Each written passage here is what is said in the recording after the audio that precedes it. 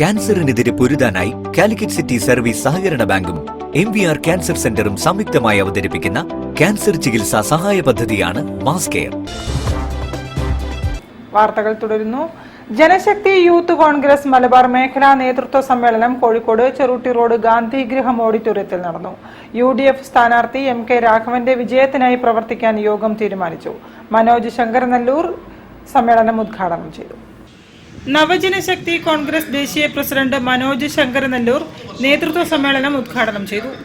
മതേതര ഐക്യം കാലഘട്ടത്തിന്റെ ആവശ്യമാണെന്നും രാജ്യത്തെ ഛിന്നഭിന്നമാക്കുന്ന വർഗീയതയും ജനാധിപത്യത്തെ അട്ടിമറിക്കുന്ന സമഗ്രാധിപത്യവും പിടിമുറുക്കുന്ന വർത്തമാന ഇന്ത്യയിൽ മതനിരപേക്ഷ പ്രസ്ഥാനങ്ങൾ ഒന്നിച്ചു നിന്ന് വർഗീയതയെ പരാജയപ്പെടുത്താൻ മുന്നോട്ട് വരണമെന്ന് അദ്ദേഹം പറഞ്ഞു.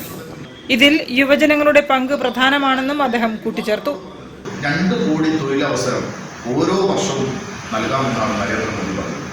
ഇവിടെ എത്ര ചെറുപ്പക്കാർ ബിരുദവും എടുത്ത എത്ര ചെറുപ്പക്കാർക്ക് മോദി ജോലി നൽകാൻ കഴിയും?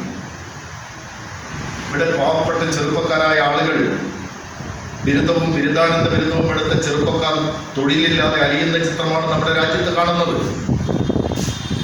ഇത് മാത്രമല്ല നരേന്ദ്രമോദി പറഞ്ഞത്,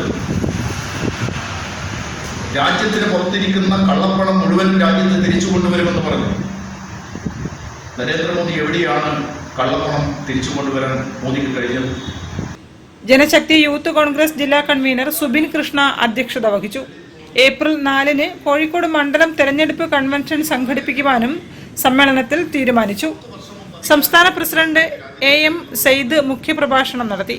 സംസ്ഥാന കൺവീനർ സബീഷ് മണ്ണൂർ, MG മണിലാൽ, സഹദ് കുറ്റിച്ചിറ, പ്രമോദ് കുറ്റ്യാടി, വൈശാഖ് പന്തിരാങ്കാവ് തുടങ്ങിയവരും സംസാരിച്ചു. News bureau, Kozhikode. നിറതിങ്ക 2024 തദ്ദേശീയ ഭക്ഷ്യ വൈദ്യ കലാസാഹിത്യ സംഗമ മേളയ്ക്ക്